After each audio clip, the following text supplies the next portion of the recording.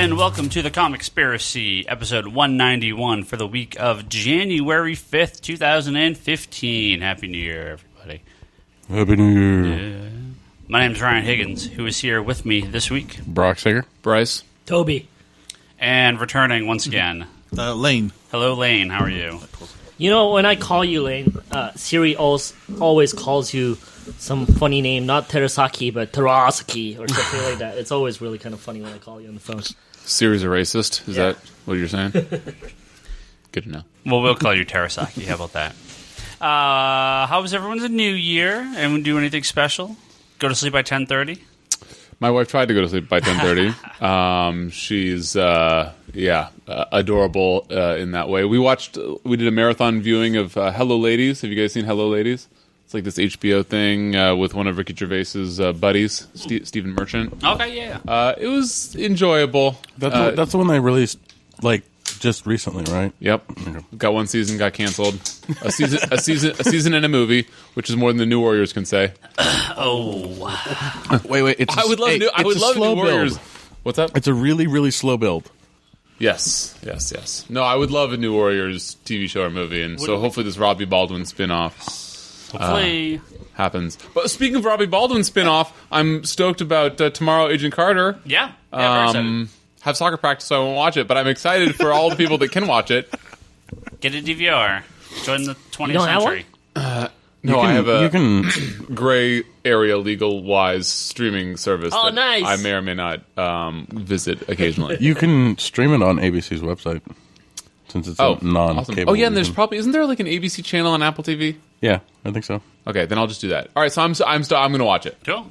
Yeah, we'll Eventually talk about that. Apparently, the Ant-Man trailer hits in an hour, or tomorrow night. Yeah, so during the thing. So we'll talk about the Ant-Man trailer next week. No, what's hitting right now is Gotham. Well, we did see the little tiny micro Ant-Man trailer, but it's whatever. It's nothing worth talking about. You don't see anything. Gotham's back. That's on right now. So all our shows are back. We've had a nice little break. So back to some shows. I think Flash and Arrow are in 2 weeks, I think. Mm-hmm. I think I saw Constantine is the 21st, maybe? Yeah. Something like that. So we're getting back into, I feel like something. And Walking Dead's not till February. I think so. That sounds right. If you hear some weird echo in this episode, I don't know what's going on. Everything sounds weird on my mic, but like a karaoke my headphone, echo? Maybe, but hopefully everything's all right. Bryce, we're waiting for your song. Don't stop believing. I know we've had some issues in the Geek Box, but we haven't had any issues recording here. So if you hear something wonky, let me know. Maybe our mixer is going. Anyway, I was going to say we should start catching up with all the news from the past couple weeks. There was none. There's nothing happened in comics for the past, there was news. They're going to maybe possibly kill somebody. Whatever. There's no news. So we have two, even the most... Well, one of them is actually kind of cool, but the other is just bullshit. This was going around all over the place today, and it's totally not going to happen. It's ironic. Good timing, I guess. Not ironic, but good timing. They were talking about the same week. We're going to be talking about the book club pick of the week, Naruto, from Toby. But Scarlett Johansson will not be starring in a Ghost in the Shell movie because they're not going to make a Ghost in the Shell movie. In the end, we don't have to talk about that anymore. But we can talk about the fact that somebody called to ask about Ghost in the Shell issues today. This is like the 5th time they've tried to make this Ghost in the Shell movie through Hollywood, and it never happens, and it's not going to. All these manga movies or anime movies, none of them are ever going to happen. We're never going to see this live-action Akira. It's not going to happen. We're not going to get... Wasn't like James Cameron working on like a... It was like Battle Angel Alita. That's what it was. Yeah. And every couple of years they bring that back. It's never going to happen. So don't worry. Scarlett Johansson is not going to be a guest. Well, if you wanted a Scarlett Johansson in an action-y role, go watch Lucy, right? Motoko Kusanagi. Yeah, there you go. I knew I could figure it out. So don't worry. You're not gonna have this movie come out. So, and that's the big news from this week is something that's not going to happen. So let's talk about Axis. Well, hold on. Jesus Christ. We can talk about Axis in a second. Oh. But I got a game. Oh, I love games. I don't know if any of you guys looked at the Comics Conspiracy Top 100 graphic novels sold in 2014 by quantity. Yeah. Was that on Facebook? Batman, and then Dark Knight. Did you guys look at this list? I didn't get a chance to. Okay. Well, we could play a game. Oh, shit. Here we go. Top 10 graphic novels sold by Comics Conspiracy in 2014. So what's this game? I can give you maybe hints by publisher. I can give you, like, how many of a character. So this is for the whole year? Yeah. Okay. I have some guesses. Okay. 2 of the top 10 are Saga. 2 of the top 10 are Walking Dead. 3 of the top 10 are Batman. How am I doing? Okay, hold on. Okay. In fact, I'm going to bump it up to 3 Saga over the whole year. Oh, no, because there's only 2 trades in the year. It would be hard for Batman to have 3. So top 10. There is 1 Batman book in the top 10. There's a Batman family book in the top 10, but there's only 1 Batman book in the top 10. That's Batman Volume 2, City of Owls, trade paperback. That's number 6. Did Volume 3 just come out too late? No, 4 and 5 are all out. They just haven't sold as much. City of Owls number 2 for some reason. That trade, just that's the number 7. That's the number 6 spot. So I was 50% on Batman. How am I doing on Saga and Walking Dead? Saga. There are 3 sagas. The Saga trades? The number 1 spot, the number 2 spot, and the number 4 spot. Number 1 is Volume 3, which came out earlier in the year. Mm-hmm. Number 2 is Volume 1.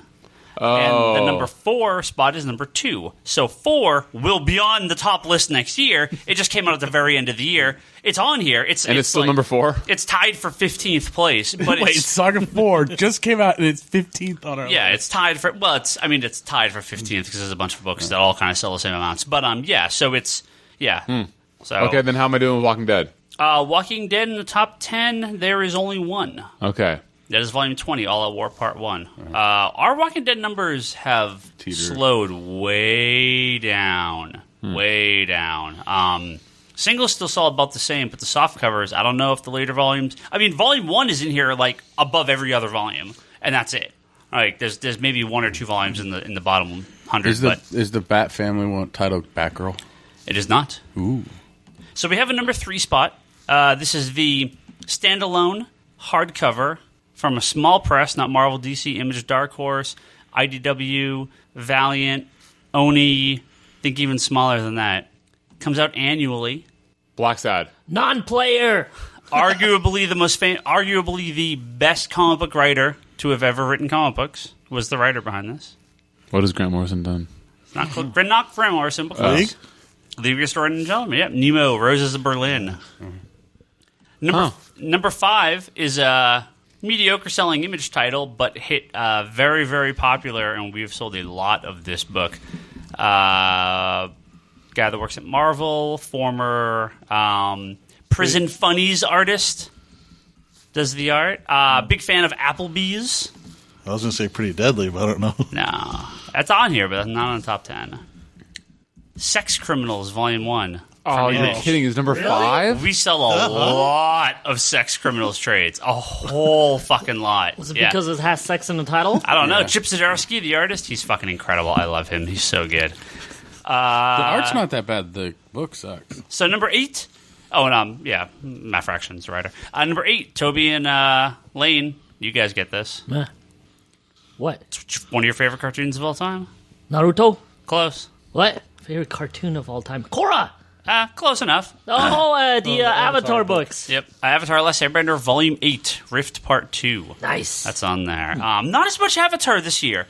They're all on here, or most of them are on here, but not as much as the last couple of years. Are any of these digital trades? Can they do that? Physical. These are all. Who are all these people that I never meet? I don't know. The Avatar world is pretty big. Yeah, we sell a lot of Avatar comics. How many? They don't talk to me. That's probably by design. They're probably younger. How many sagas do we sell total? How many between all 4 volumes and the hardcover? Like how many copies? Yeah, how many copies of each one? Number 1, how many copies do we sell?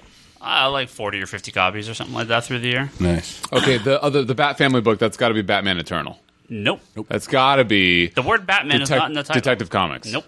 Batman and Robin? Nope. That's- Batman is not in the title. It's a family, but not Batman. That's got to be Dark Knight. Nope. It's got to be. Batman is not in this comic. At least, or maybe he's but it's not about Batman. It's a Bat Family title, but it's not Batman. Is it Volume 1 of Dick? No. That would go well with Sex Criminals. Why? I don't know. Just would. Dick and sex. No, I got it. Thanks. Two female hardcover original graphic novel. Oh, DC. the OGN with Black Canary and Zatanna? There it is. That's our number 9. I heard that was really good. And number 10, again, some of these are actually these are all kind of tied. So there's a couple. There's like multiple spots on this here. This is one of Bryce's favorite writers. It's an Image book. Oh, so it's Jason Aaron. Close. And, then it's Remender. And it's volume 1 of a recent series that he started. Okay, so it's obviously Black Science. There you go, Black Science. There's actually a couple more because they're all tied, so I'll give you these as well. This is a new graphic novel from... Actually, I have no idea who published it. It's not Oni. It should have been Oni. If it's not Oni, that should be your hint. I don't know. Just give us the answer. Again, original graphic novel. This is Brian Lee O'Malley's Seconds. Got this, Scott Pilgrim. Yeah. Wait, okay.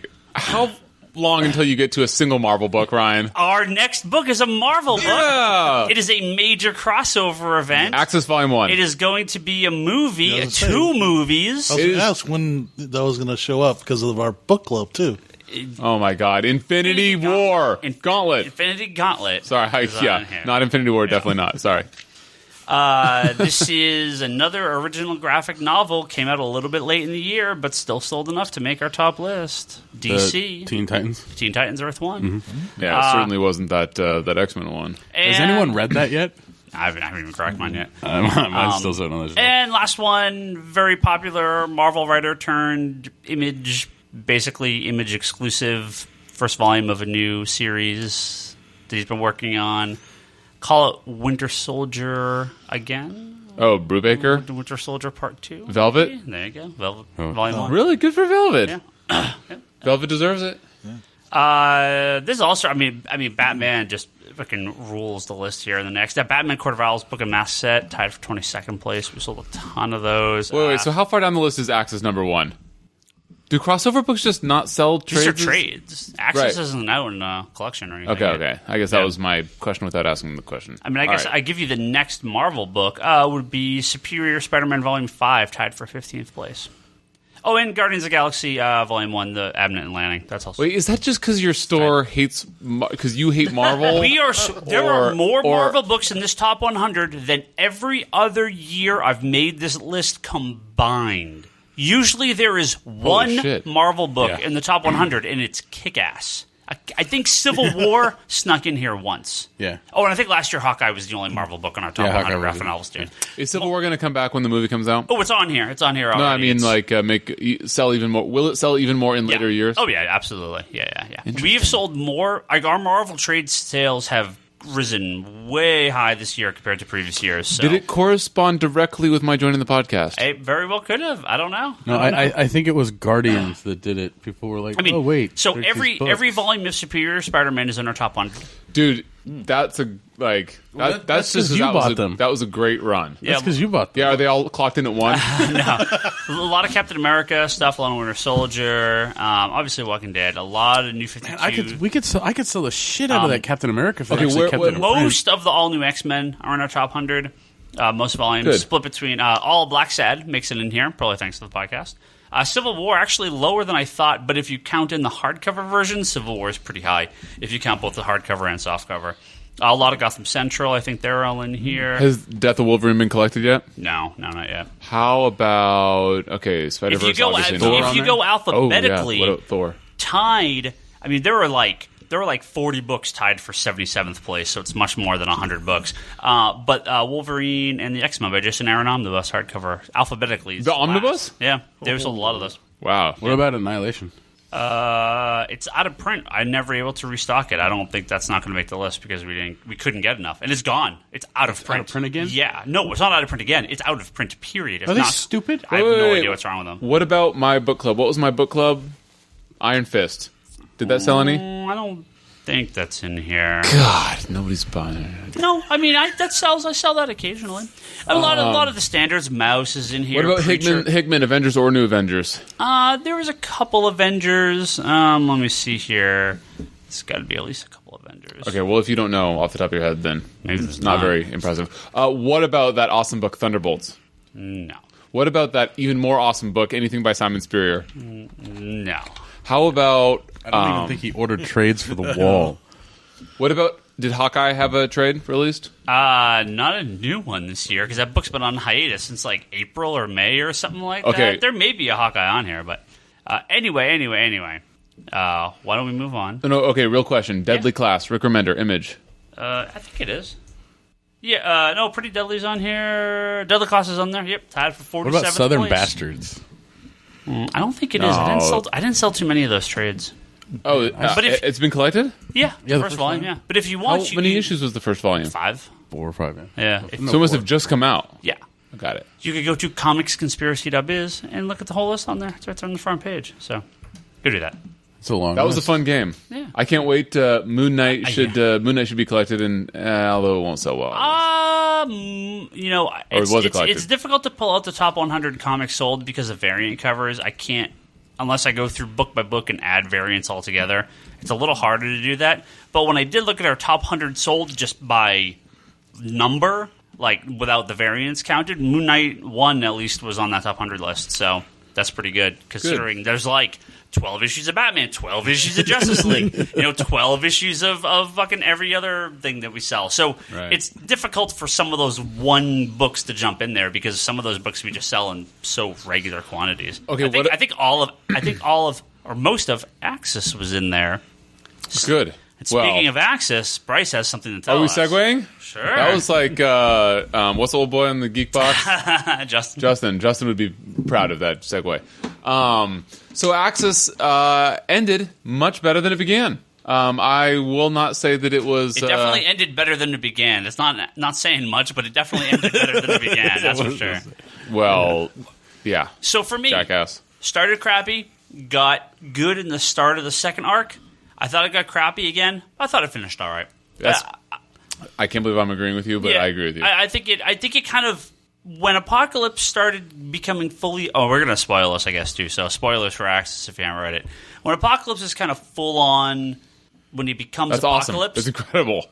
For me, that part lost... Like, the transition was so quick, and I... It was pretty like, what does Will Ferrell say? That escalated quickly. Yeah. So I liked Spider-Man. I love when Spider-Man's like running around with Nova and they're running from all the heroes and villains. You like the Nova part? You like the Nova part. Oh, I hate Nova, but I like that part. So that was funny because I thought it worked well because we got to kind of see from the regular person's perspective, Spider-Man being quote unquote He was portraying Rich regular Rider person in that Nova suit.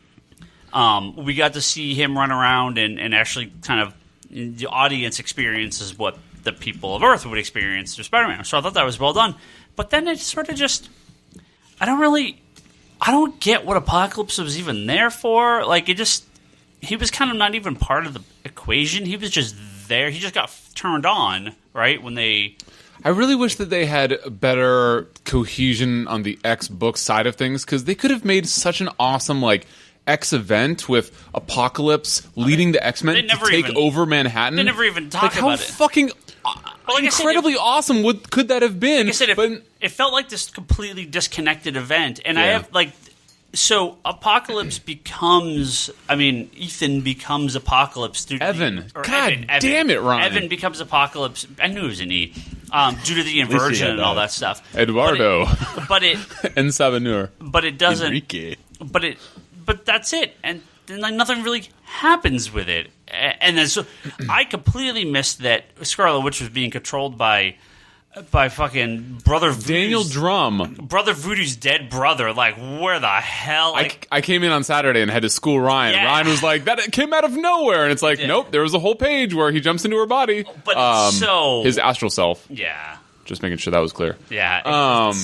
But wouldn't you jump into Scarlet Witch's body? That was, anyways, I thought that was actually really cool. Ryan was like confused as to like how Scarlet Witch all of a sudden agreed to do the spell, and it was like, no, motherfucker, Dr. Voodoo showed up to save the day.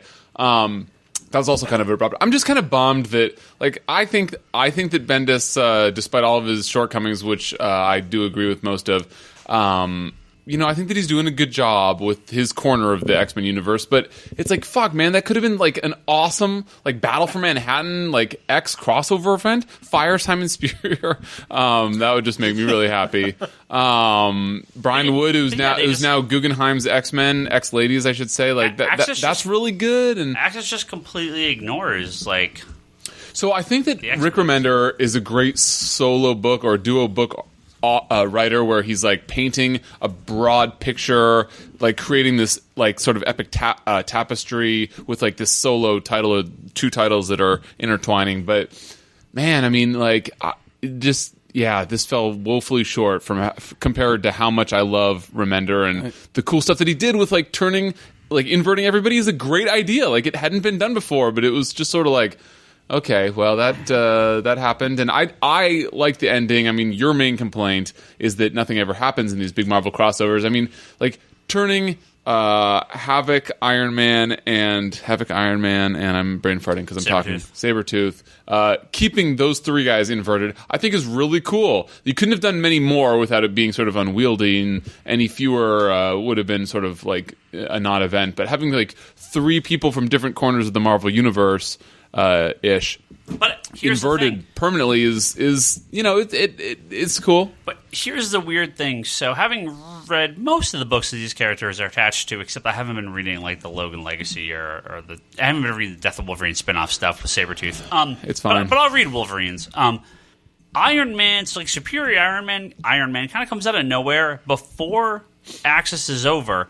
And they never really explain what the deal is, like why he's like this. They don't really talk about it in the book. So it feels, at least to me, the people may read this and be like, this is cool. I like them. I like the books a whole lot more than what they were doing before with Kieran Gillen stuff. But it's just felt like, okay, well, this is here, but is there a long-term point to this, or is this just going to fizzle out? Yeah, Superior Iron Man. I get the feeling that it's not Tony Stark. Well, it is. It's something else. It's him accessed. It's him flipped. Yeah, but there's the old Iron suit that talks to Pepper or something that says we need. I don't know. It's this weird.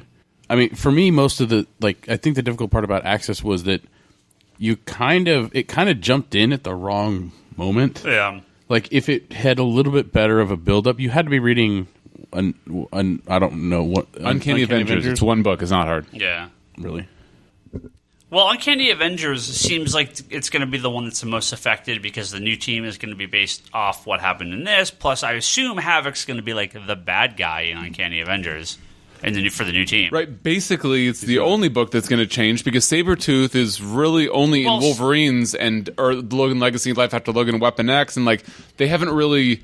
I mean, maybe they will with Wolverines. Well, that starts this week. Okay, so that's going to be so they must change him now, but because he hasn't changed yet. Although he hasn't had much time to change since the inversion just stayed, even though the inversion happened a while ago. Yeah, well, it happened before Thor #1.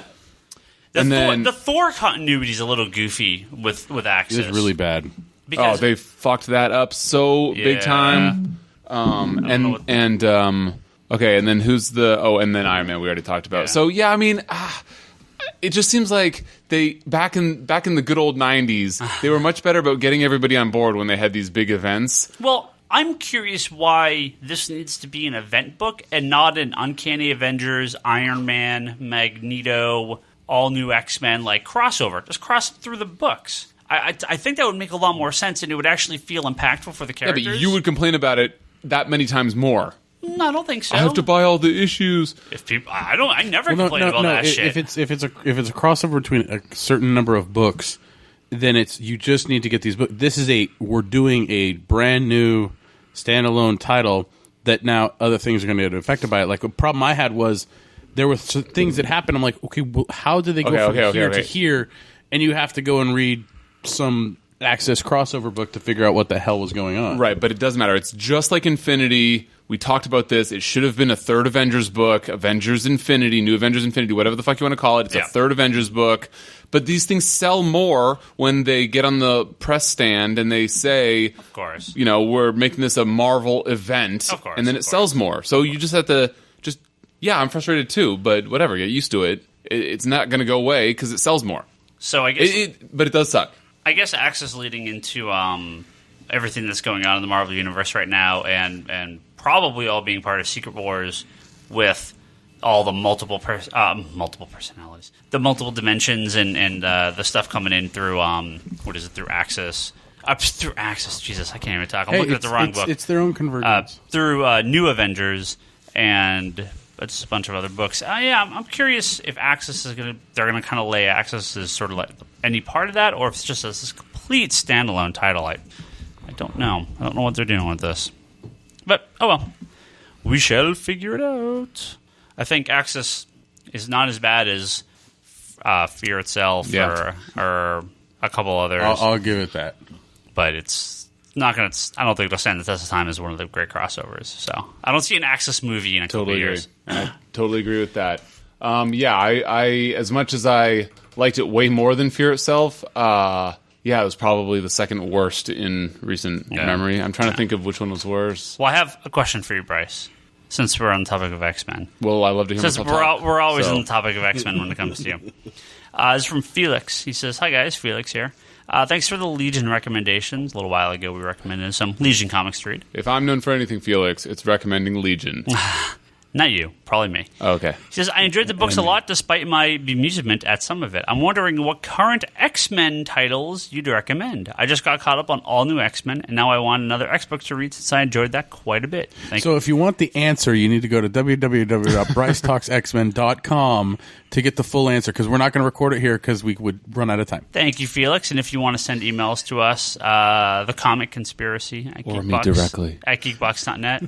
Or at Larsen Bryce on Twitter. You can always send them there. But Felix wants to know what... So, why don't you limit it to just give him a negative less number. than your top Negative 7 X-Men books for the quarter? And why don't you give So we just read all new X-Men. Yeah. So there's at least one easily recommended book to recommend if you read all new X-Men. Right. So, That's uncanny, obviously. Right. So yes. If you... in hierarchical order, I would say if you're already reading all new, keep reading all new, and just add in Uncanny. That's a no-brainer. Maybe explain why that's a no-brainer. Oh, don't think I wasn't going to. Because I've said this before. So I was tweeting about it earlier. Yes, I agree. I think that he does, and I've had this problem since Avengers with Brian Michael Bendis, that he does make everybody sound like Spider-Man. And at times, it does get annoying when Doctor Strange is as sarcastic and Captain America is as sarcastic and quippy as Spider-Man. That is really annoying when all the X-Men are like that. But I think that no matter who you're talking to, everybody... can have a good sense of humor, and so maybe that's just how he's writing all these characters. And they do, I think, have their own identities. He does a good job of carving out everybody getting a good amount of character development. What he's really good at, which I don't think people give him enough credit for, is that he's sort of creating his own story, his own mythos, his own sort of carving out his own corner of the Marvel Universe that people can't ignore, and he's sort of sticking with a solid storyline. A lot of these storylines are so the writers come and go so frequently that you're kind of like, what happened with all these with all these titles that are jumping writers. I think that as good as the X-Lady's book has been, it sort of lacked a cohesion of having a single writer stay on it for too long. Like Brian Wood stayed on it for I think the longest, and that was the best it is. I think that it's true with any book, is that you got to keep one writer on it for a long time so that they can get a good story. And Brian Michael Bendis has a great track record of being very prolific with his writing, putting out 2 books more than once monthly, and by doing so is able to have solidly long storylines where you're able to see these characters grow without having to jump writers every so often. So what I'm saying is that even if you don't like Bendis, you have to respect the fact that he is so consistent and prolific and not bad. And in being that way, he's able to tell these stories. I mean, if you think about Claremont when he was during the golden age of X-Men, and really comics history, really, he was, not all of his stories were good. I mean, people might forget. I forget what the name of that Storm Forge story. Life Death. What was it? It was some Life Death.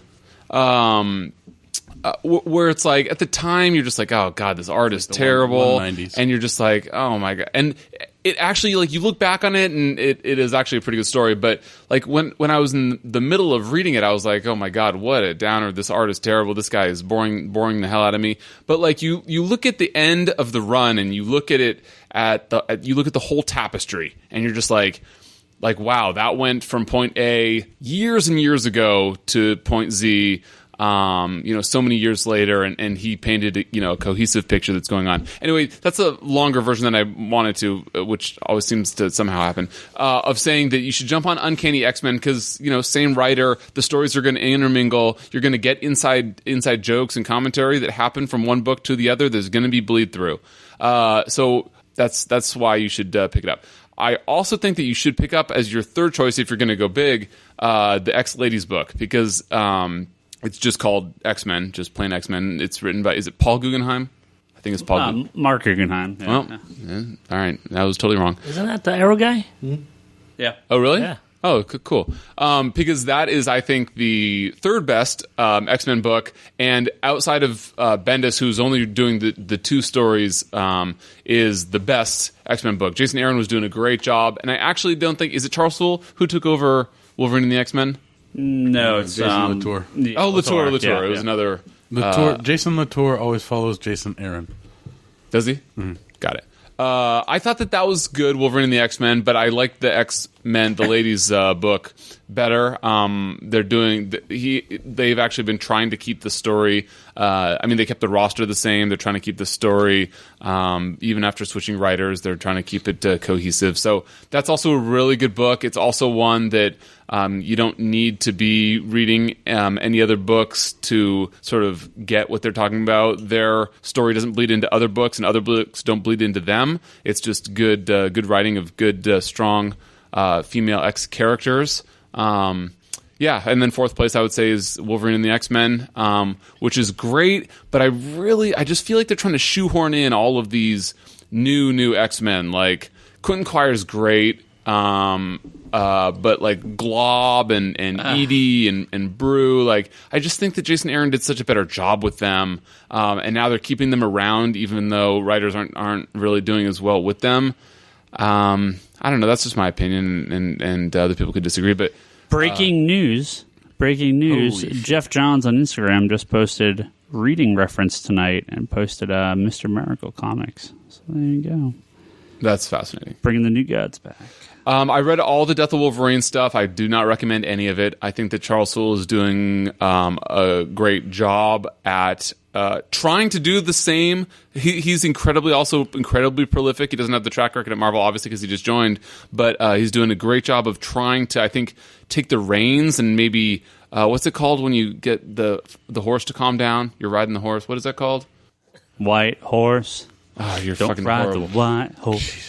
When you're trying to wrangle. Is it wrangle? I think it's wrangle. That works. Sure. He's trying to get a hold on this whole death to the thing. Okay? He's trying to get this whole Wolverine death thing under control. I like to think that Marvel editorial came to him and was like, "Look, dude, we know that you can pump out 4 books per month. We need you to just sort of take the reins on all the Death of Wolverine stuff and get it in a direction, because Wolverine is selling horribly and he's incredibly popular. So what the fuck? Fix it, and if there's anybody that can fix it, it's you. He should be selling as much as Batman. They're telling him. By the way, they're wrong. Batman's way cooler. But I think that's the problem is they said, "Hey, Charles, kill Wolverine and make him cool."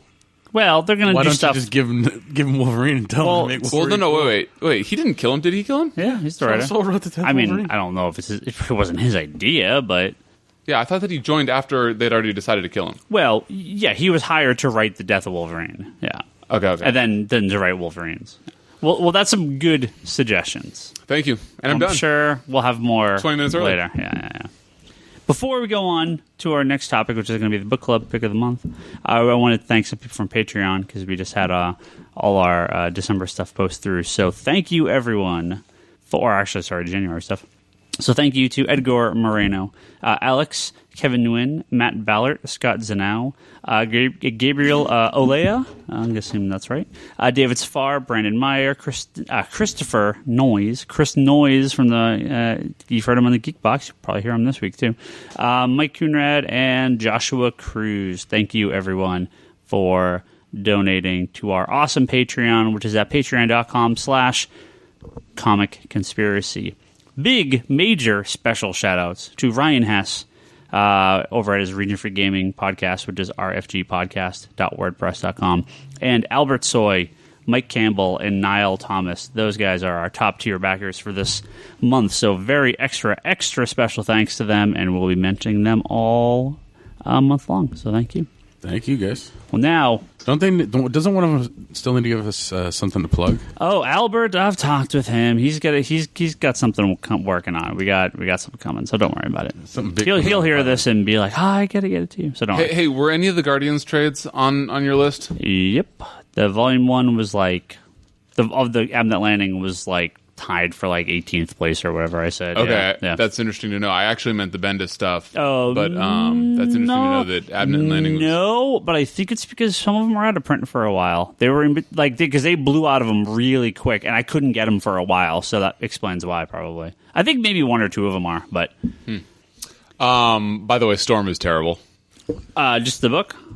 Yeah, I don't... Yeah, no, the character's incredible. Yeah, I only get a couple copies. If you want more terrible X-Men picks, go to www.Bryce. You know what they should do? You know what would be awesome is if they got Brubaker, instead of doing Velvet, if he had taken the exact same Velvet treatment and given it to Storm. That'd be great. She's a badass, Yeah, she is. middle-aged, sexy woman. Yeah. Like that, it could have been the same, basically, story. Yeah. Just, with lightning. Okay. Well, if you take the X-Men, you made them Asian, and gave them ninja powers, they would be the book we're about to talk Dude, to. you are on fire. Thank you. That was really good. Dude, how much like the Justin's X-Men gonna are be these jealous, guys? man. And that book is... Justin Haywald, that's his name. Yeah, Justin. Yeah. And that book is Naruto, which was Toby's book club pick of the month. Yes. You picked book 1 of like the compendium, which is really the first 3 volumes. But yeah, so Your words. Yeah, Words. that's what they are. I just picked the 3-volume compendium. 3 in 1. Yeah, it's the first 3 volumes. So yeah, why don't you? And Lane is here because Lane is extra special knowledgeable about Naruto. So why don't you guys give us a little backstory here, and then we'll talk about it. Well, I picked Naruto, which is one of my more favorable new mangas and animes. Manga. Well, of the new age, I have a I have a certain 5 or 6 that I grew up with from the 80s, 90s, and then I kind of left the manga world, and I came back sort of with this book. This is the book that kind of got me back into reading it. So Naruto is a book that got serialized in Weekly Shonen Jump from 1999 to 2014, 15 years. So that's that's the same team that's working. Maybe had a couple different assistants, but for the most part, the same team working on it for 15 years. It's kind of nuts. The original run and they got collected. So it's in Weekly Shonen Jump, like single issues, so to speak. And then it got collected into these books, which are little trades. And there's 72 of these guys. So there's 72 trades of this book, basically. So like I said, it ended in 2014, and then it had an anime, which started in 2002 and ended in 2007 with 220 episodes. That's the first show. That's not even that's just the first series. All right. Then they continued it in 2007, which is ongoing. It's not finished yet. It has 393 episodes of right now, called Naruto Shippuden. So that's when Naruto, and they pulled a Dragon Ball where from kids, and then they're a little older in the second series. So did they start over? Or? No, it's a follow. It's a sequel. Well, in the books, in the manga, it's the same book all the way through. Yeah. Same as Dragon Ball. Dragon Ball is from Dragon Ball all the way to the end, right? Now, in the series, they kind of took a break, and then they came back with them a little older. Okay. In the book, they just slowly get older. Got it. Yeah. Yeah, it's like book 36 or something. It just stopped. It just jumps 3 years. Got it. Okay. Naruto also has 10 movies and a couple of OVAs. 10 movies? Yeah, 10 movies. So when you're watching it on Crunchyroll or Hulu or whatever, are the movies like interspersed in so that you're watching it in continuity? Because that's very important to me. I'm not sure. I don't know if they're standalone or if No, they're mixed. Yeah. Most anime movies are pretty standalone from the series that they're attached to. They tend to be kind of self-contained and not really part of the overall continuity. I mean, obviously some are, but a lot of times, I mean, I've seen this with a handful of the anime movies that run this long that are able to, or the series that run this long that are able to get movies. The movies aren't really like, oh, this is between these 2 episodes. It's kind of a... So there's money grabs. It's like Batman Mask of the broad. Phantasm. It's a broad story that just it can appeal to a casual audience, and you don't have to have watched everything. More people in maybe. Got it. It's like the Batman Adventures movies, like the Mask of the Phantasm. Yeah, those don't take place. The Freeze one. Yeah. Love that movie. Yeah, it's cold something. Really Massive Phantasm? Yeah, It's really good. Yeah. The manga has over 200 million copies in print, over 130 million in Japan, and remaining 75 like overseas. It's the 3rd best-selling manga series in history, and also it's available in 35 countries outside of Japan. So this is a pretty big damn book. Did you just rattle that off the top of your Well, I'm head? that good, but I have notes on the side here. So yeah. So I'm not really that Hold good. on, iBook. Yeah. Masashi Kishimoto is the author. He was a reader of manga from a young age, and his main inspirations is Akira Toriyama from Dragon Ball fame, Dr. Slump, and Katsuhiro Otomo from Akira, another really famous manga/movie. He has actually a younger twin brother. I didn't know that until now. Is also a manga creator, so it's in the family. You say a younger twin brother? Yeah, they said it like that on Wikipedia. Younger twin brother. He came in after. He was born first, and his brother was born Came out after. second. So he's probably younger by like a minute. Okay, I thought I was like 2 minutes. Yes, sure. Okay. Just like Cersei Lannister is 1 minute older than Jaime Lannister. Yeah. She likes him young. Oh. So are all manga this size? Yeah. Well, these are the collective volumes that you're holding right now. They're called volumes? Yeah. In Japan, Collective they're ones. slightly smaller than the ones we get What are here. we talking about? It's like... yeah. Good one. Come on. That's fine. Set me up. Okay, second cheesy joke. Do American comics go to Japan, and are they big in Japan? Actually, I don't know. Lane, you know Some better. do. Sorry, no, you don't need to answer. That was stupid. I just wanted to, No, I mean Spider-Man is over there in some books, and Spider-Man has a full-fledged show back in the day where he has a giant robot fighting with him, full-on Japanese style. Yeah, that sounds like my average Tuesday. Yeah.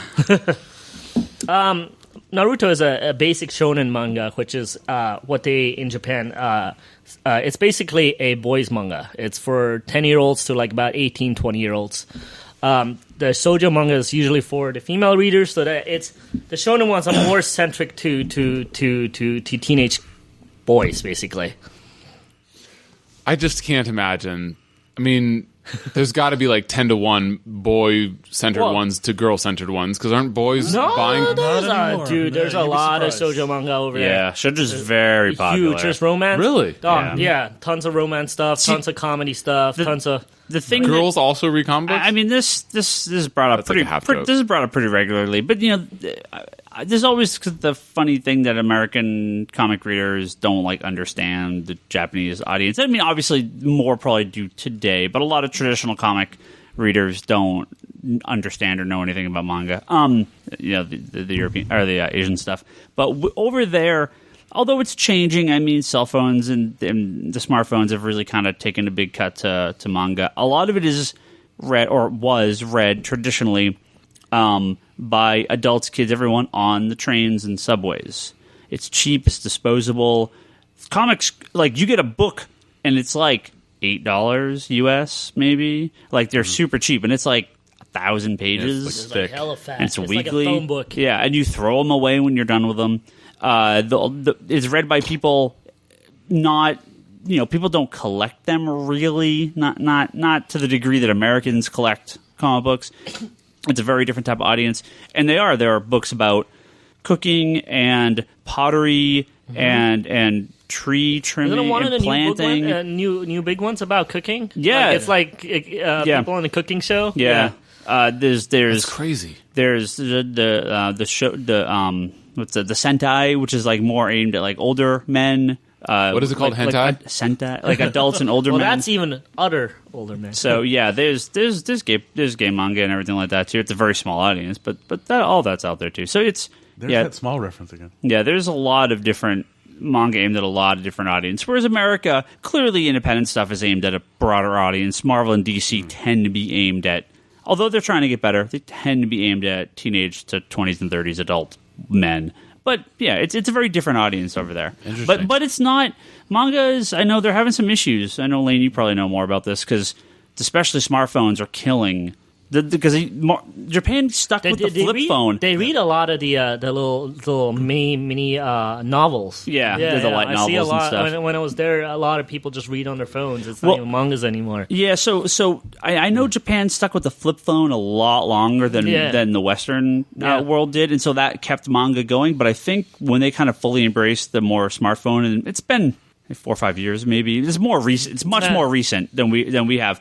I think that really hurt sales over there on a lot of the stuff. I mean, I wonder if the tablets are. I mean, it's been a while since I've been there. I don't know how tablets are doing over there, but it seems like they like everything small because they walk around so much. I mean, they go on the subway so much, and the iPhone. Everything is the iPhone. The older iPhones, I think, hit real big because they are a smaller format. I don't know about the new ones, but. Lane, I would love to hear what you think about the future of manga in the next 5, 10, 15, and 20 years. If your best guess. Having never lived in Japan, I can't really say. So, but you're our resident co-expert on manga, and you haven't talked very much. Like they said, a lot of it's moving electronic, so I think it's just. But we have electronic comic books. True, but I mean, like he said, originally it's flip books or phone book size. You'd buy it on the way to the subway. You'd read it on the subway. You throw it away on the way off. That's just crazy. Home. How do they read so fast? Well, I mean, the phone book, half of it's ads. Yeah, and some of them, they don't even read all the stories. Yeah. They read the stories they like. So it's like 6 of your Marvel comics. It's like 6 of your, say, DC comics, even though it's the same company. You know how when you go to work and you have like a couple issues and you're like trying to keep them all nice? They have one book that they just toss around and they don't care. It's like maybe like that 4 sounds like the 90s with regular comics. Yeah, so two or three of them might be battle mangas. You might be only reading the battle ones, right? Two might be. What's a battle one? Would they fight, I assume? Yeah, just fight each other, right? There's Naruto is basically a battle manga. Dragon Ball is basically a battle manga. Knights of the Zodiac is a battle manga. City Hunter would be like a detective story / comedy, you know. There's sports manga. Slam Dunk, one of my all-time favorites, is sports manga, right? There's Prince of Tennis is a sports manga. Like, so there's the that cooking one's about manga. soccer, right? Oh, wait, which Prince? Oh no, there is a huge soccer one. What's it, Captain Sabura? Captain Soccer? Tsubasa, I think. Tsubasa? It was huge. It had a cartoon and everything. I actually watched that when I was a kid. Sounds incredible. Popular. Yeah, it was really popular. It's popular here too. I was going to say, like, closer to the 80s is think Marvel Comics Presents. You know how, like, It's a great. It's just I know exactly anthologies. And you don't know what you're getting every week. And boy, did those things get thrown around like pieces of shit. Skip that shitty Wolverine story, go straight to the Firestorm story. Hell yeah. Yeah, basically. I mean, and the way they collect it is when these... that one called Weapon X. Skip that one. So the way they collect it is when these volumes comes out. So you basically pick the one you like, and that's when you buy the trades. So it's not so much they don't collect the single issues; they really do collect the trades over there. If they like the story, they pick the specific story and they just buy the trade. So you have to go without it on the subway for like 7 weeks, and you pick up the trade. Wait, what?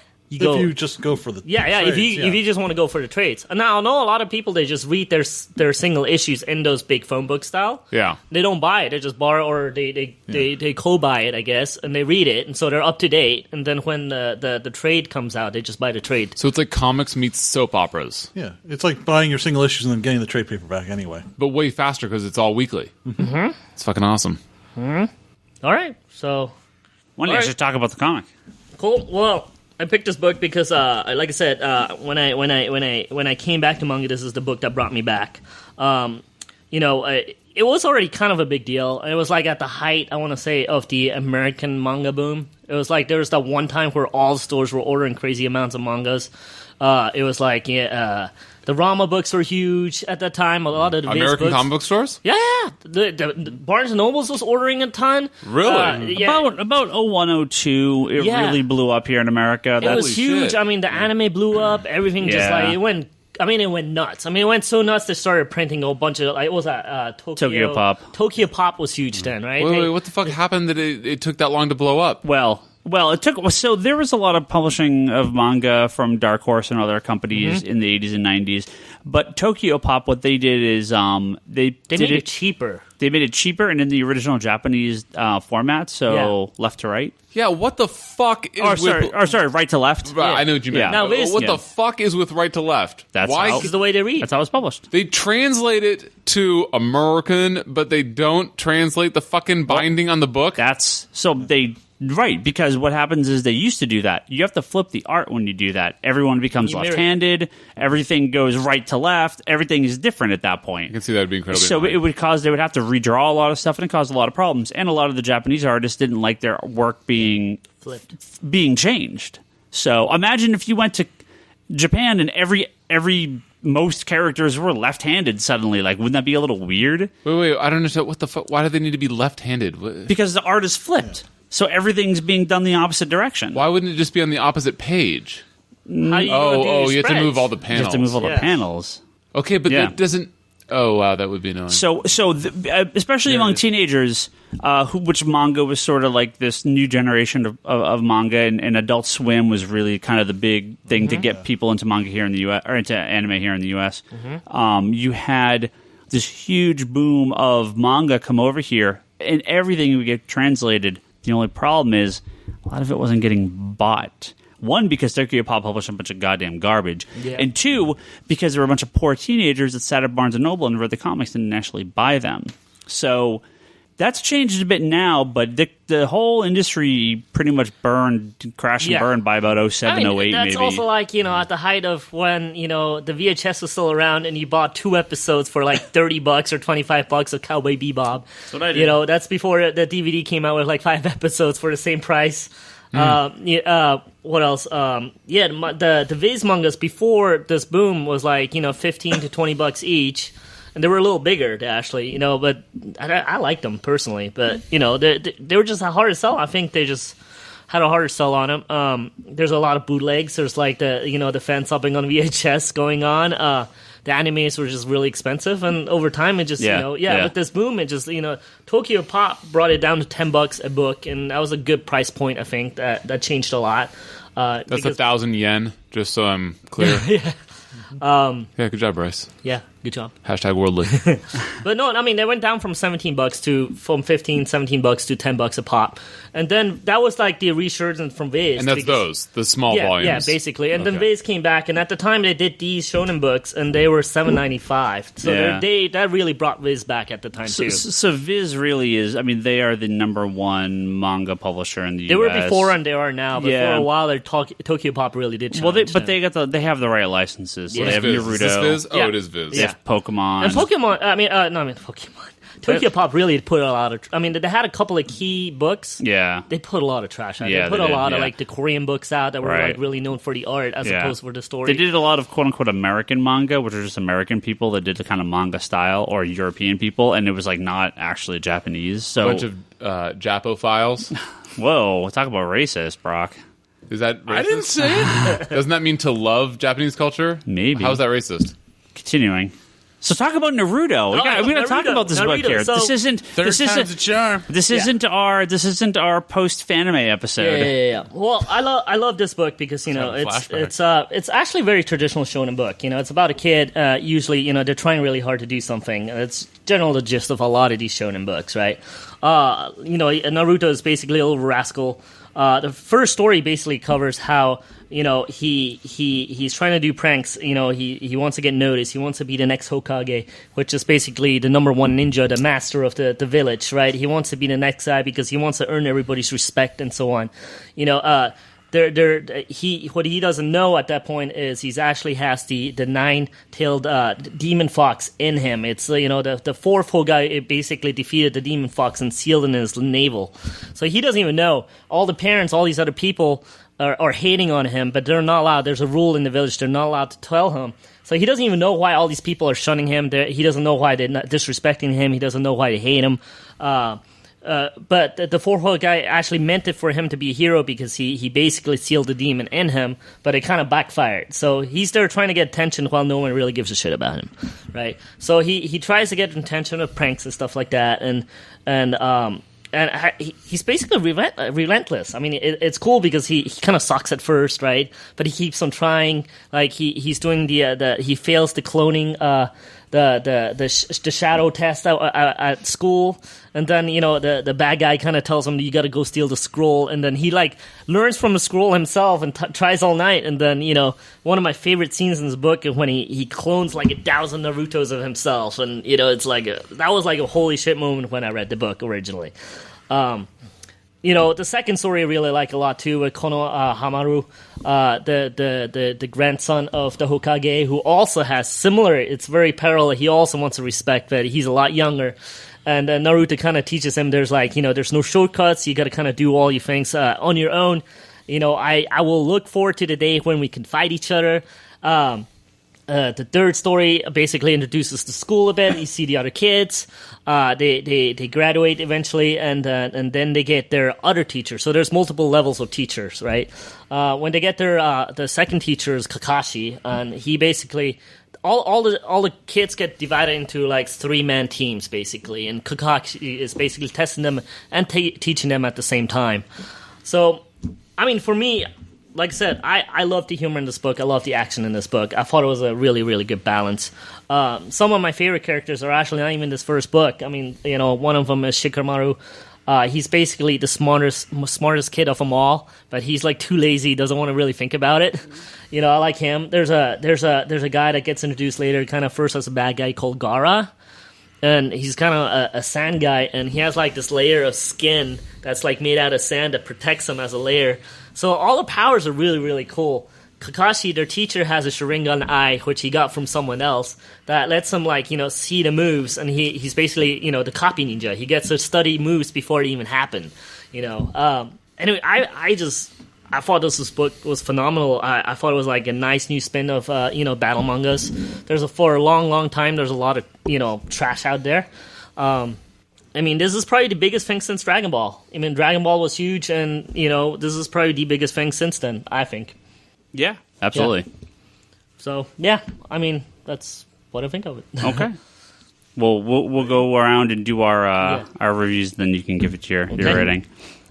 Lane, do you want to? I mean, have you read this recently? Do you want to jump in, or are you just here to fact check? Yeah, I read it again last night. Nice, had to. Nice.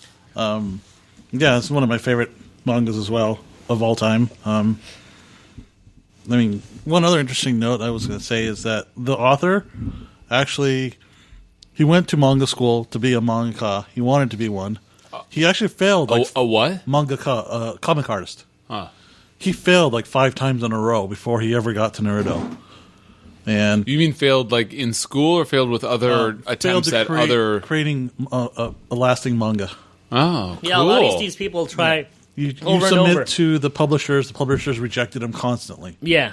And also what they do is they let you do a short story in a special, and then they have readers like basically give a poll on how they like the stories, and that's kind of lets them decide on who they're going to pick to move on or not. It's almost like a championship round. It's like, oh man, I failed, I got to start over. And then you get to like the special level. The special level lets you graduate. Oh, you get to do a special like for real in another book. If that does really well, maybe then they let you do a series on it. So it's like there's a lot of hurdles they got to get over before they even get to publish a book over there. Okay, it's not even I guess merit based, but it's sort of skill. It is skill based. Yes, or popularity based. Popularity. Too. Okay. Yeah. Yeah. Oh, that's very cool. Because his original take on manga was on Naruto was actually a wizard kid, kind of more like Harry Potter, isn't it? Yeah. That was the original take on Naruto. Wait, so have they released his like early ideas or not? Yeah, well, if you read the novel in the books, there are notes by the author in here which explain some of it. He'll tell you about like how he failed and. Yeah, I liked the floor plan of his house in one of the notes. That was pretty cool. Yeah. He also had a little picture of all his assistants. I thought that was kind of cool too. That was awesome. But so yeah, what he did is he took like a year off, studied manga, studied comics, novels, and broke it down to the essentials of what made good storytelling, good writing, and then created Naruto from that basically. So he had notes ahead of time, lots of so he had half of Naruto planned out at that point before he even started. Yeah. And I think that's really what kind of shines in the book, because you read through it and you don't feel like like there's always something continually. There's something threat or something still more that can be pushed. There's never a sensation of, oh, okay, it's done, or that's all we needed to learn. Yeah. And just, and then, of course, as he said, a lot of it is Naruto is himself the outcast of the village, so he's lazy. He resorts to lazy tactics in the beginning, so which leads to some fun, like his earliest attempt at messing with his teacher. He can't do a doppelganger. He sucks at it. So instead, he makes a centerfold. He turns himself into a naked centerfold just to screw with the teacher. It's awesome. And it's a very funny scene from the show, too. Yes, and so, obviously he gets kicked out because he's not doing it right. I also like that later on, there's another teacher of Konohamaru who goes like, that centerfold is not going to work on me, I'm a gentleman, and then Naruto goes, all right, he duplifies them into thousands of them, and then he goes, watch, and then he turned all thousands of them into centerfolds too, like, oh, okay, how many naked babies do I need to do to throw at you? And I like it when he did it to the old man. Yeah. And the old man just fell over. Yeah, he resorts to the lowest common denominator, but he keeps trying. You can see that he starts formulating new tactics every time he fights. I mean, he's always learning. Yeah, he's going to fail a few times, and that's part of it. He's stubborn. I mean, a lot of that is also right for its audience. I mean, it's trying to teach kids to life is not going to be that easy. You're going to have to keep trying and so on. You're going to fail a test. Yeah. I mean, a lot of it's trying to teach at the same time as being entertainment as well. Yeah. Yeah, and I think that's what helps. It speaks to the audience. And you see, this kid's been beat down. What does it take to drive him forward? And, I mean, you can relate to exactly what he does or what he says or what, like the flashbacks of how he felt. Yeah. Yeah, that's another thing I gotta add. I mean, all the characters are very deep. They all have flashbacks. They might not right away. They might just be side characters at one point, and later on when they concentrate on them, they fully go back. I mean, they tell their story as their parents. Hell, sometimes they go for a couple of generations. They get grandparents and stuff like that. I mean, it's not just the main Naruto character. It's all of them. I mean, later he has even the first part of Naruto is basically their teacher Kakashi and Sasuke and Sakura is basically their little three-man team. Later on, I mean, down the road, they break up, they have different teams, they get different teachers and so on.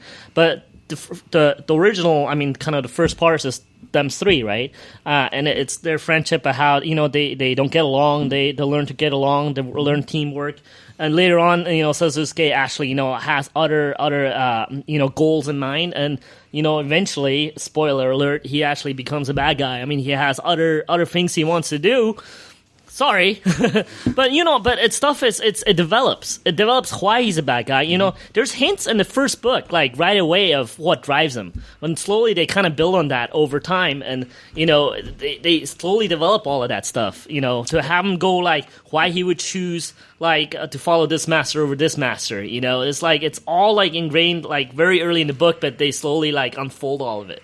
Every good X-Men character becomes a villain at some point. There you go. So, Lane, what's your rating here? How many Tobys out of Gold 10? star? Rating, well, I mean, I wouldn't put, because we were only reading the first three. Yeah, well, are you current? I mean, did you read through? So the not published. quite current. I'm 3 books behind. Okay. But So the reason why I brought Lane on this, 77? he is I've pretty read up current. 65. Yes. But yeah, there's plenty of parallels that continue throughout, and the first 3 are good, but I won't say they're the best. It gets a lot better later. Yeah. Especially starting with 4, which is where it cut off. Is that where all the forest stuff happens? Yeah, when the test starts to happen, and one problem is you're introduced to 20 more characters. Right. But you really start to see how all the different students think differently, how all the different ninja skills actually apply. So you got introduced basically to the main 3 Naruto's team, right? When the forest test happens, which is after their first mission in the book. So they had the test in the team itself, right? Then they go on a mission. The first B mission. Yeah. Okay. And then they go on their mission, and or then was it a C mission? Well, it was a C mission, but it was all right. It was actually a B mission because that's it was right. That's right. but later on they have like they have like the further they go, the further they learn. They have other tests, right? So there comes a point they go to this forest test, and you see all 3-man teams like fighting. It's almost like kind of battle royale style, kind of like we call it Hunger Games. Hunger Games. I was trying to find a name. Thank you. You're welcome. Kind of style. But you get to see how all 3 teams work each other and how they act with each other and stuff like that. And it's really really cool. The teamwork's completely different for the different teams because of the different abilities of each of the kids in the team, and the way the teacher teaches them. The teachers are different too, and it's really brought out how all their teaching styles are different as well. So just imagine, it's Wolverine is a teacher, Cyclops is a teacher, Emma is a teacher, and they all have their own... Exactly what it is now. Yeah, they all have their little three young ones from like the X Academy. Now, this is just some fantasy thing. It's basically like, it's like thinking of like Wolverine and the X-Men if you knew none of the characters and started from scratch. And you started with like introduced Brew to or all of something. It. Even the teachers got their own stories. That'd be fucking awesome. We got to move on. We got episodes running long already, so let's fucking then go, Ryan. I know. Jesus. Lane, what's your score? Oh yeah, Usually 9 out of 10 for the first 3, and then 10 out of 10 later. All right. Whoa! Spoiler. Well, I'm not gonna say. Supposedly, my favorite character does a lot more crazy things in the later books. Awesome. So he's been teasing me about it all the time. You're like, man, your dude is doing hella shit. Awesome. So I've watched maybe the first 80 episodes. Wherever people say like, oh, it kind of gets crappy because they do like all the fill-in stuff. I watched up to roughly that part. I'd like to go back and watch more of the anime. I just haven't. So this is my first time reading the manga, and although we'll talk about the first couple story arcs, I think when Brock talks about it. I actually thought those first couple. I mean, the show is obviously very truthful or accurate to the comic, especially early on. There's only little minor changes. Yeah. Where it's almost like Walking Dead style. They're improved on some of the ideas. Yeah. Some of the characters that don't show up until the third story are shown in the first episode. Just kind of to establish them right away. Yeah. Because in the book, and I don't know how it went originally. Maybe the first issue was done as like maybe a tester. Well, because I was going to say the first couple stories didn't click with me. I don't know if it was just rushed or it felt kind of amateur. Something about it just didn't work. The one with the kid, the Hokage's grandson. Yeah. I don't know. And I always felt that story should have came a lot later in the book, to be honest. Well, it feels like they were just throwing out some ideas, and then when he gets to the school with Sakura and Sasuke, that's where it starts for me. Yeah. That first roughly 60 pages, Brock, to me... that's really where it really starts. Right. Yeah. That first little bit, though, I was like, man, this feels, I don't know, I don't really like this. But then when they get to that part, that's when it clicks, when they introduce the team. At that point, the rest of the book was good. So, in the anime where they kind of got to take that over, they introduced some lots. Exactly. So, I really like this. I do want to watch the anime, but I actually really like this, probably more than I thought I was going to. I really like the art. Some of the art style, some of the pages really nice. Some of those splash pages, some of those big kind of like multi-page, kind of big, punches or whatever. There's really cool art in there. I do like it. It reminds me, I mean, obviously, people say, oh, manga kind of looks the same, which is nonsense. But there's almost like a kind of, if you compare it to American comics, kind of like a weird like indie feel to the art in this. It doesn't feel very clean. It feels very dirty. It actually reminds me a little bit of Jonah Vasquez's work in Johnny the Homicidal Maniac and Squee. Just some of the way that he goes about the line work, it doesn't feel very clean, like I think you see in a lot of manga. It's like the most awesomely nerdy comics thing you've ever said. But I think it's true. In 2015. I think it's like lots of dark ink, lots of just.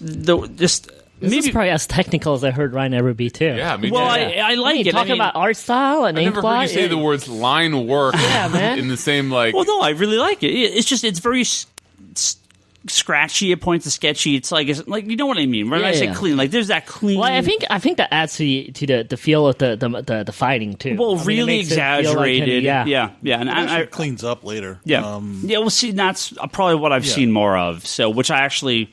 like this. I like this. It's looser. It's more flexible. It feels dirtier, grittier. If you like that, mine and Lane's one of our favorites is what's his mine? Oh, well, I like the Slam Dunk, but Lane is Vagabond. The Vagabond book. That dude is he's great, crazy good. Well, that's why I like Bleeding Immortal. Super scrap. I mean, he's Bleeding Immortal.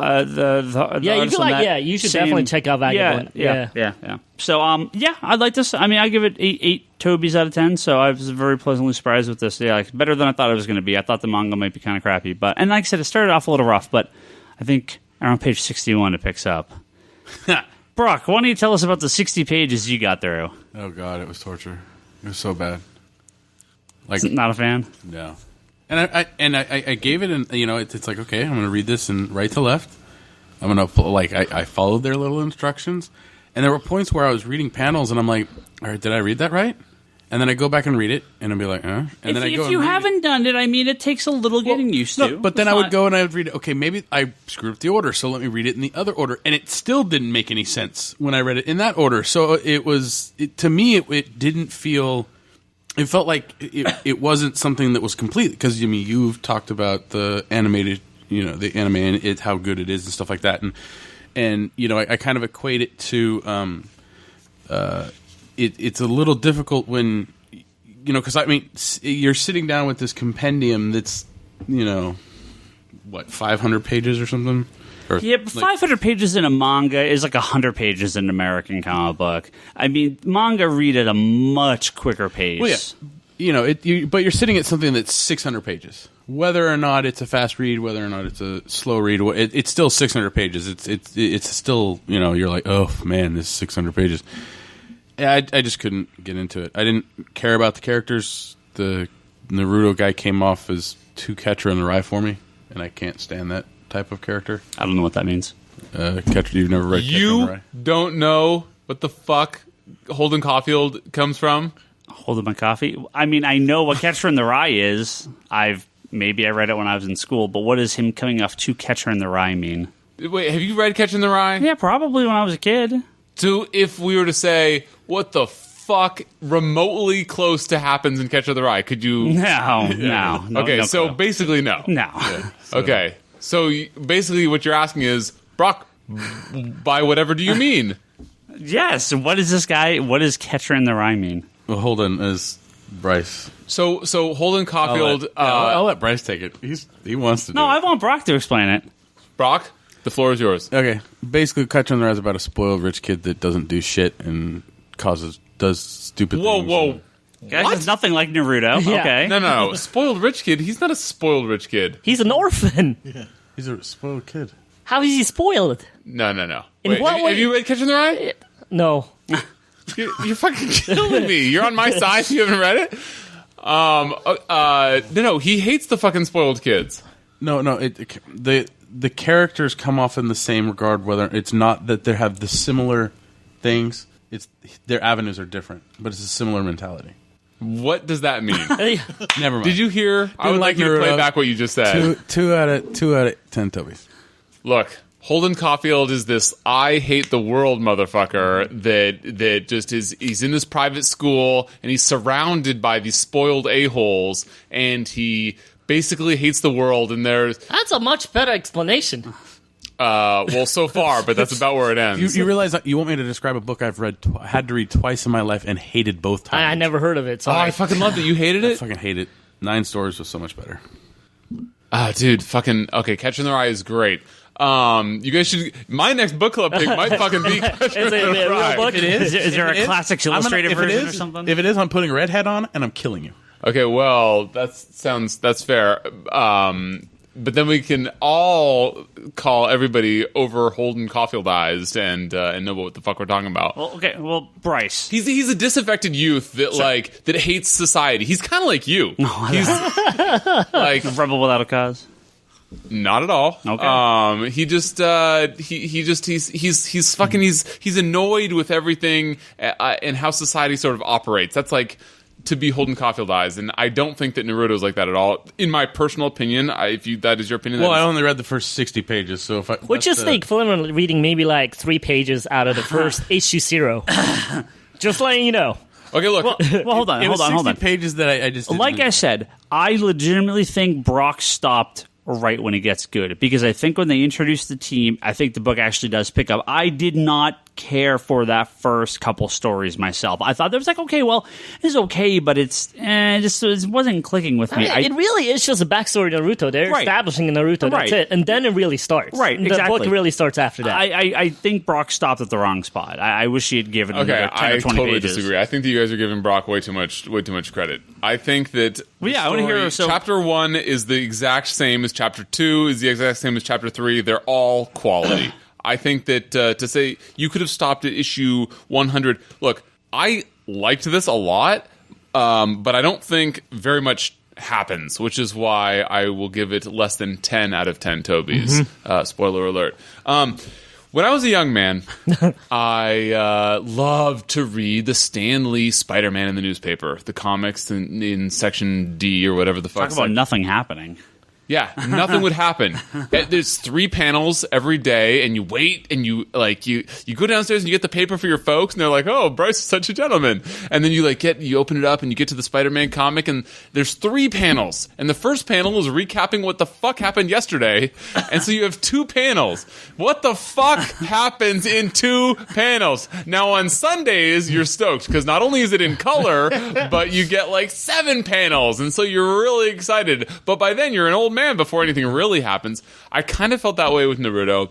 I think that I'm a slow reader, so that's probably why. But I spent hours and hours reading. I only got through the first 2 volumes. I told Bryce it would take him like an hour to read the whole book. Yeah, and fucking Higgins is like, I read 60 pages in like 15 minutes. He's like, go ahead and read this. It'll, you'll crush through the whole 3 volumes in an hour. And I was like, okay, I don't mind taking longer. I have time. It was the right to left. That's what it is. I'm page dyslexic. It took extra time, but I sat down to read it, and I know I time set aside for it. I wasn't going to only take an hour, but it did take a while to get through used to it, but not that long.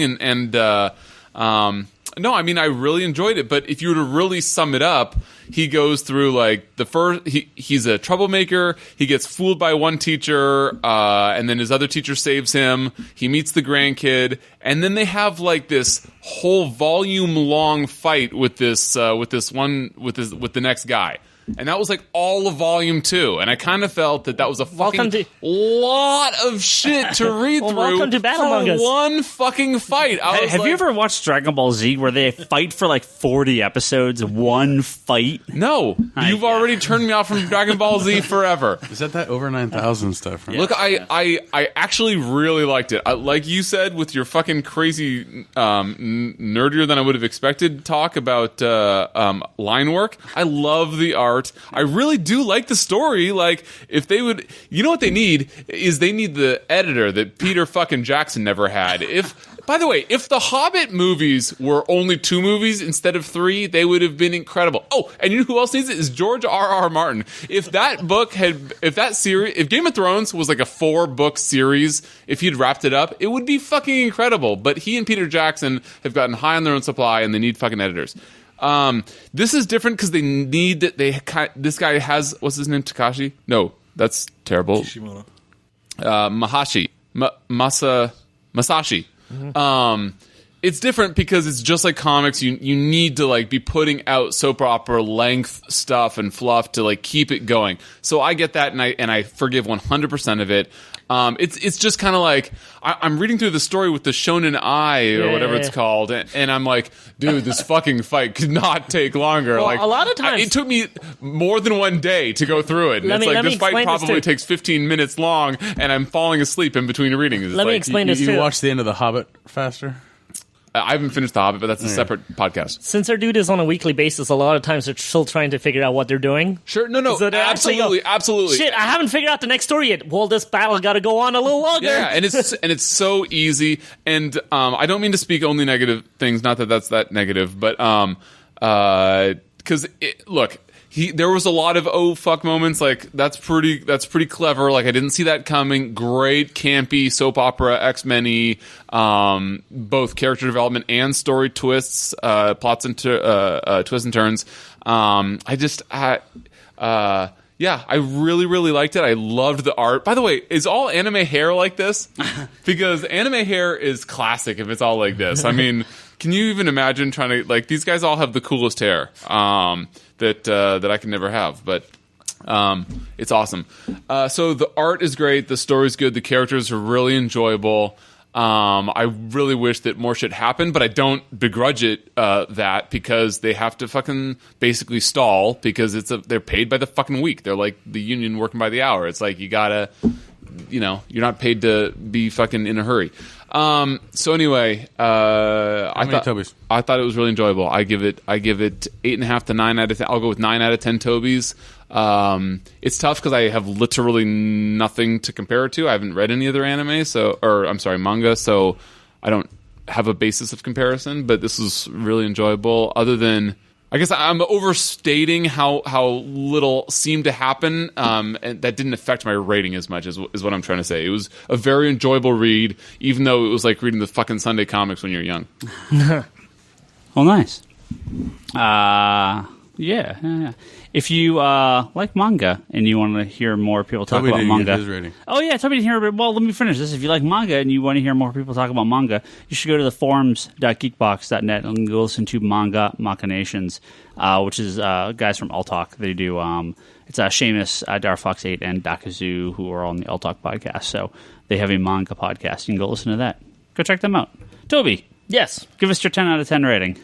There you go. Done. No, I mean, this is by far one of my favorite books. I mean, yeah, I wouldn't have picked it otherwise. It just finished up in Japan. It's about to finish up here in I guess, a couple of years because of what? In 65 right now? No, I think they're going to fast-track the last volumes, aren't they? They did it once or twice where they published like 6 volumes in 1 month. Oh, wow, okay. Yeah, good for them. Yeah, like I said, it's one of my all-time favorite mangas. It's one of my all-time favorite animes, even though they kind of lost me when they're little Dragon Ballers, when they didn't know what to do, and then they dragged the fight for on too long in the anime. But to me, that never happened in the manga. I mean, it's to me. Look, I'm used to it too. Like, I mean, I've been reading some of these books from since I was a wee young lad, and I'm used to things. To me, the little things that I always like the little things in the X-Men. It's not necessarily to fight. Like the whole Batman family thing. I like the whole Nightwing with Tim thing. So I love this stuff with like Naruto, looking at the little kid going, "You're gonna be my rival one day," and stuff like that. I love shit like that, and because that it'll be so much sweeter. Like when you get to volume whatever the fuck, and he is the little shit like that. Yeah, I didn't talk about that, but I loved all the little seeds that he planted. Yeah, and like I said, the teachers are phenomenal, and if you ever do continue. They're really cool, and there's a generation. I mean, the book goes on for so long. There's the generational thing that I like in Batman, where Nightwing gets to be Batman one day. The teachers, at this level, they go older, and the kids graduate, and they get older, and they have a new set of kids, new generation of kids that come in later. So, like the Konomaharu later on gets his own little 3-man team. Oh, is too. that first teacher or second teacher? Is that Funny Eye or is that Cool Guy? No, the little kid. The little grandson. kid. The grandson. Oh, that guy becomes a fucking teacher? Yes. No. Well, he has his own team. Yeah, he gets his own 3-man team. Oh, shit. Yeah, so it's like, as they all get older, he comes up also.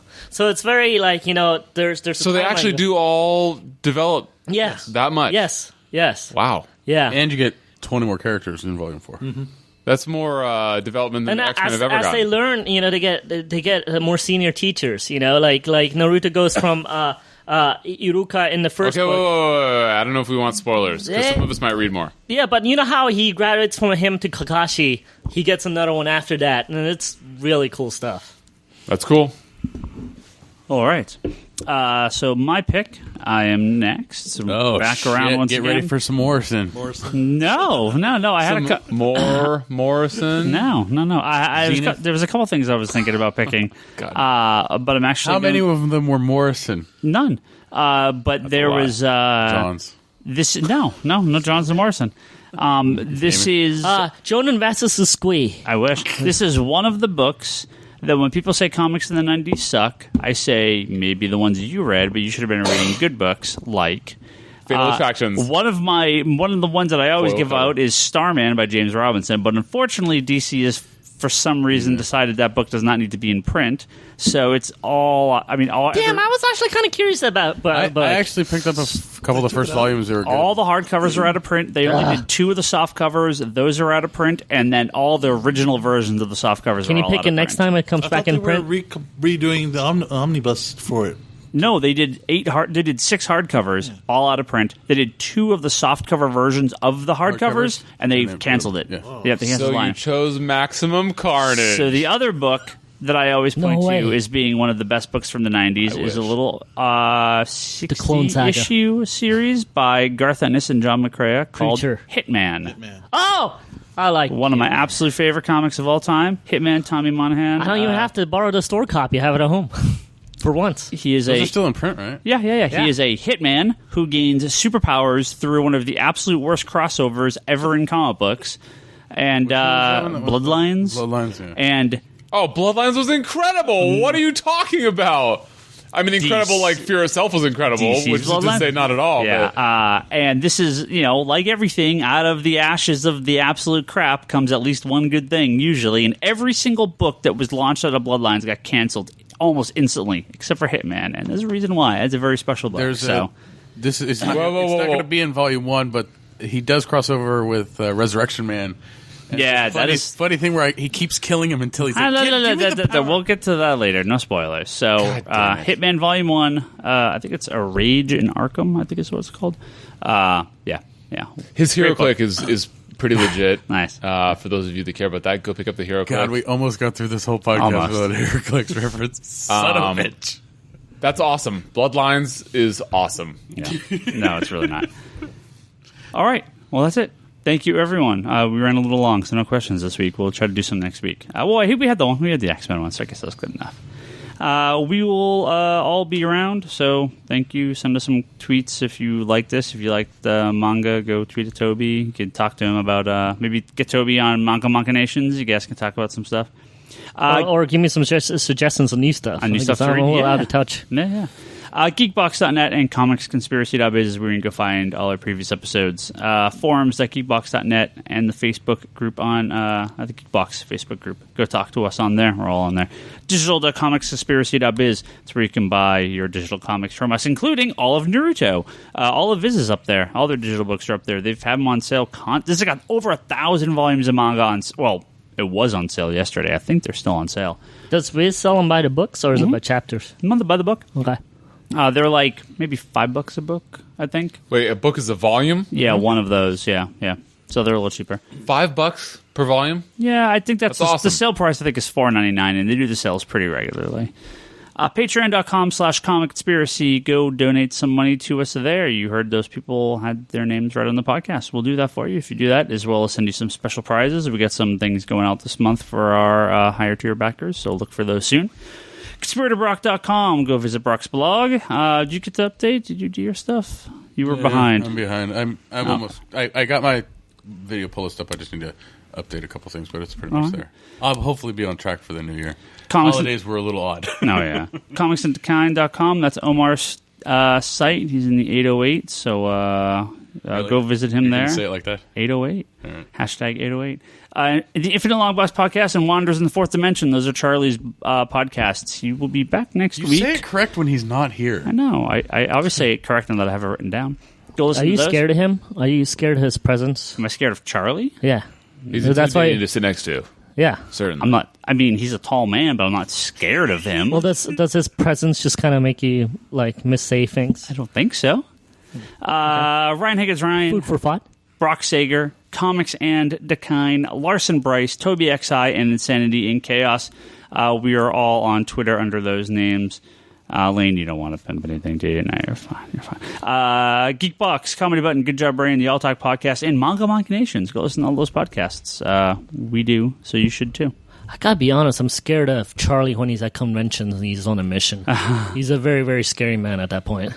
He's also helpful, though, because he sees above everybody. Yeah, no, and it's really funny because if you lose him, you just have to look up and you find him because he's the one head that's floating. Just find the tall. Yeah. Just find Charlie, and you'll know where to go. All right, well, you could be scared of Charlie next week if you want. Otherwise, we're not, so we're going to get out of here. So thank you, everyone. Thank you, Toby, for your pick. And we'll be back next week with another episode.